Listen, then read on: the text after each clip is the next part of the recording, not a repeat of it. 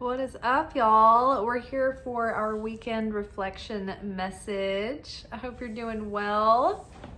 I got caught in a little bit of a rain mist on my walk this afternoon, which was nice. It's sort of like a rain bath, but I'm still kind of damp from that. And I was going to record some of the 2026 prediction series after this, so I was gonna get ready fresh for that, and yeah, I was like, well, I'm gonna do this now. Better wet hair than not at all, right? I'm gonna make spaghetti later, so yay, very ambitious evening ahead. Well, let's get into our reading, shall we?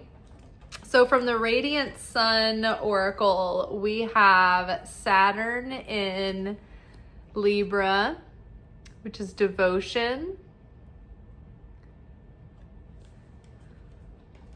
followed by Venus in Taurus, which is romance,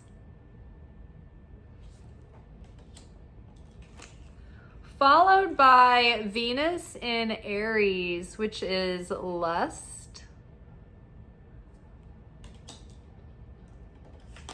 and then underneath devotion, we have the moon. Underneath the romance card, which is Venus in Taurus, its home sign, we have the Knight of Pentacles.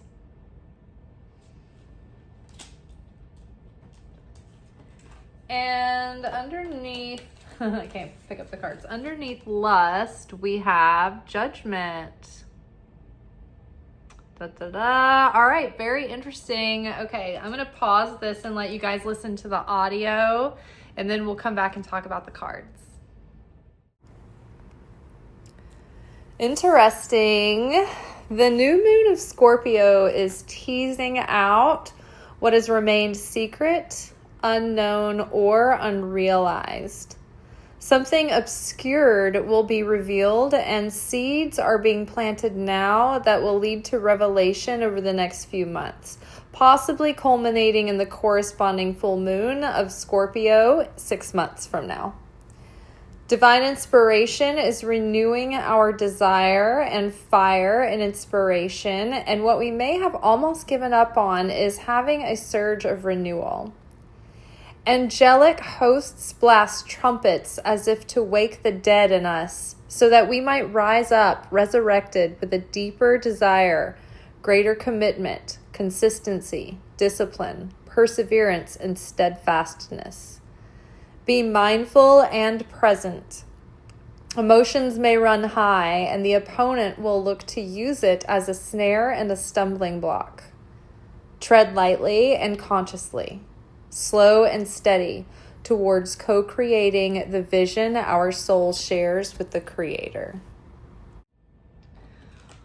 All right, so first off, this Saturn in Libra card, to me, is like showing undying devotion, right? The bird pair here, like the one mate is looking over the other one and just standing by, inconsolable, as the other one is, I don't know, maybe dead or just passed out, but the bird will not leave their side, essentially.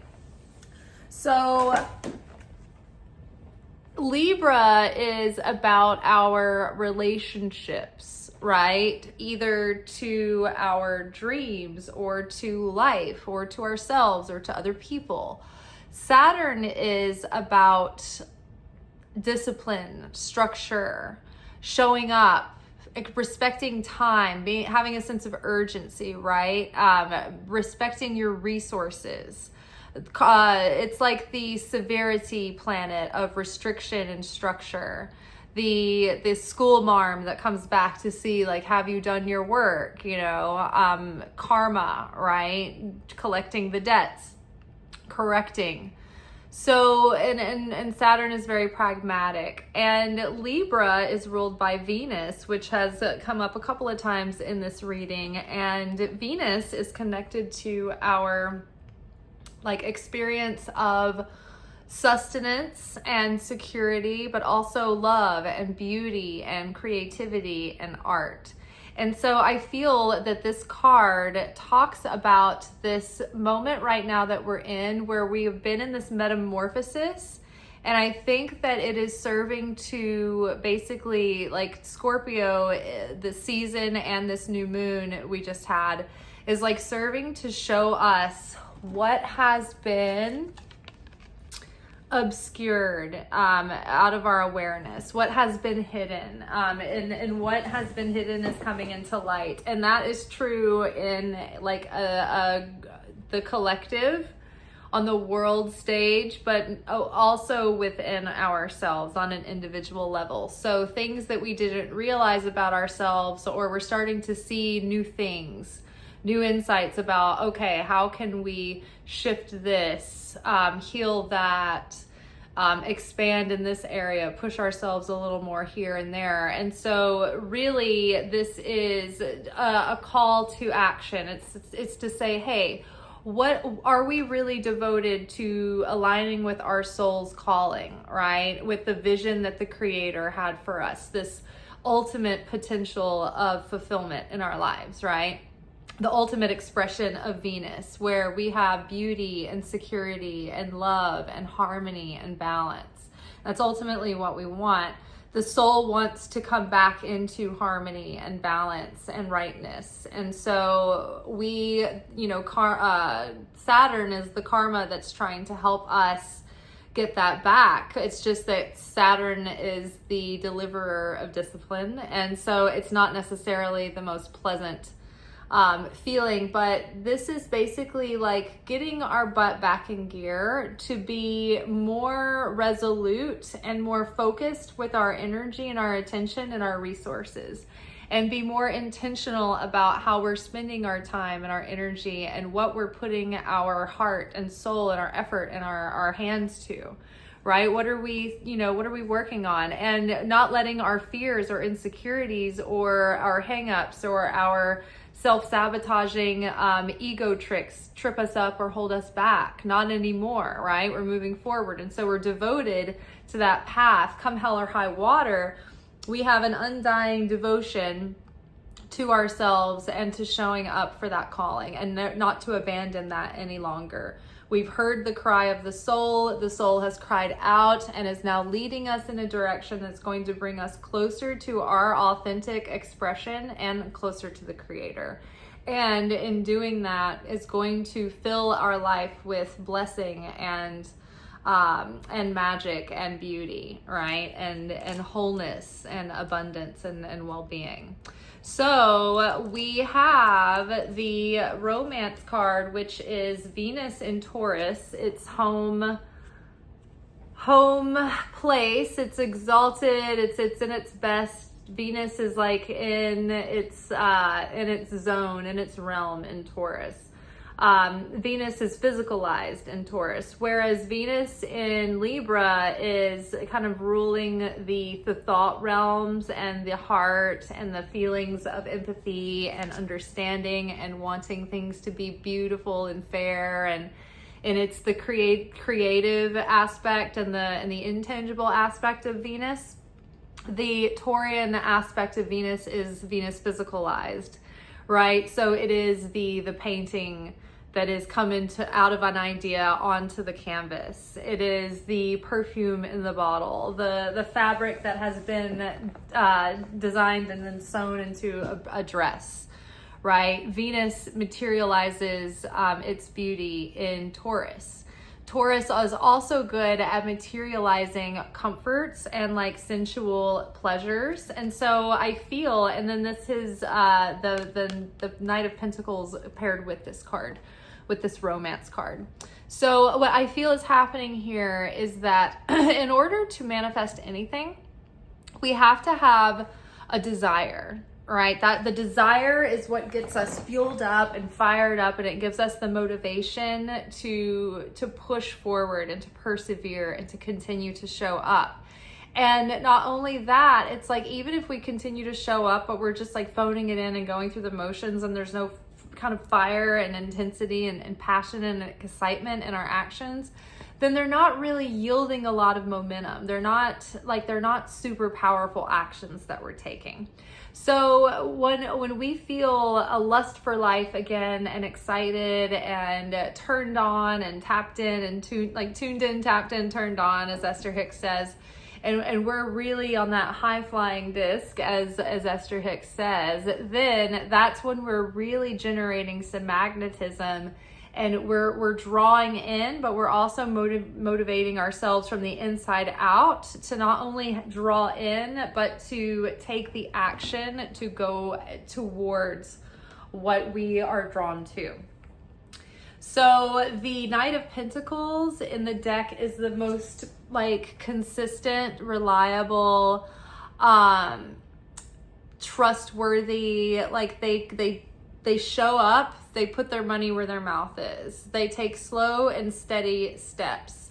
They are taking steps that are sustainable, right? They're not running out and spewing all their energy at once. They're not making costly mistakes or running around in different directions. They're organized. They take it slow. They take it intentional, but they're very methodical in taking step by step. So it's slow and steady wins the race with the Knight of Pentacles. So, and I mean, when we talk about our goals, it's when we take slow and steady actions every day, that yields so much more fruit and so much more results in the end than when we just try to cram it all in and have spurts of inspiration here and there, but it's not consistent. Consistency adds up way more over time than doing something here and there. Think about savings and building interest.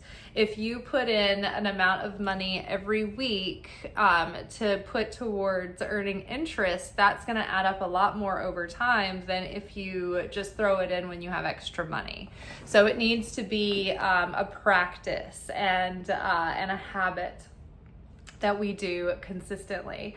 All of the habits that we want to take on now to create this new reality, it's this embodiment of this next level self. It has to be done incrementally, but sustainably, so we can keep on showing up. We can keep on taking those consistent steps and making the consistent effort.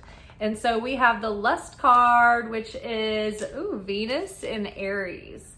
And I love this. This is my energy. I am an Aries sun with a Libra rising. And I have a stellium in Taurus. So I have so much Venus and so much Aries and so much fire in my chart. because I also have a stellium in Sagittarius. So this card is the essence, and I understand this because it's you have these ideas and this inspiration and this desire in Venus, but then in Aries you have that fiery go-getterness to get at it and make it happen.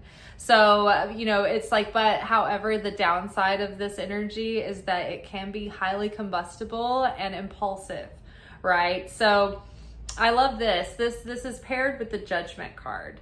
So the Judgment card has to do with renewal and reconciliation, right? And maybe we're reconciling things that mistakes we made when we were being overly impulsive, but now we've refined that energy, and instead we're able to resurrect maybe what we thought we had given up on. And now it's we have this new level of appreciation for it, a new lust for life, a new desire and motivation to go after it with all our hearts and all guns blazing. And it's the kind of the wake up call has hit us, right? The trumpets of the angels blasting, wake up, this is it, this is the moment right now. The Judgment card is the second to last card in the major arcana, which is the moment where we're put to the test of all the things that you've learned when push comes to shove, and we're in that final moment Can you exercise sound judgment and reason and mercy and compassion, right? Is your judgment now embodying the next level of your consciousness, or are you still slipping back into the last chapter? Because we're moving out of the old paradigms, and we are like transitioning into new paradigms of consciousness, and within ourselves, but also within our society, within our communities, within the world stage right now. Humanity is collectively shifting so fast, and we're changing our perceptions and our consciousness around things so fast. That whereas before, we'd wrestle and fight over things for years and decades and fight for issues, and slowly but surely progress is made. Perhaps now, we've seen how quickly progress can be undermined and undone. But also, I think that we're going to be in an era where we're going to be able to rebuild from scratch anew faster than ever. And people are just going to have these sudden awakenings and shifts of heart and mind. So I think it's happening, but I think that too, on a personal level, I think keep stoking the deeper and deeper desire to take life by the horns and to go at your work with all your heart. And when you have opportunities to share, try to get really excited about it. And when you have opportunities to face challenges and face fears, try to embrace it, right? And when you hit blocks and detours and things that seem on the surface to upset your plans, embrace it, give it patience, ask, maybe it's there to help you more than it is to hinder you. So ask first, hey, wait, pause, why is this in my movie? Could this be helping me? All right, so something, food for thought. I just think that the cards make it seem like we are facing the parts of ourselves that have been obscured, that have been hidden, that we haven't been able to see. And I think because of that, we're getting a new level of determination to be devoted to our new expression of self, our new consciousness, our new embodiment, our new next level. We're going after our purpose and our dreams and our soul's calling, I think, with more gusto and vigor than ever. And I think that we're having a renewed sense of passion and a newfound romance with it. And I think that we're willing to, instead of expecting everything to happen all at once and getting really romantic about our dreams, I think that we can embrace the romance of the mundane and be in that romantic feeling towards our dreams while we are in the slog of the mundane, of the getting it done, not just keeping it in a fantasy world, but embodying that, anchoring it in, right? Enjoying the tasks, enjoying the work, appreciating it again, and reconnecting with why you appreciated it in the first place and why it brought you joy and why you think it's going to bring other people joy as well. And that value that others will gain from it and the difference that it's going to make. So let that propel you. All right, y'all, that is all for tonight. I hope that you are excited and renewed over the weekend. Peace.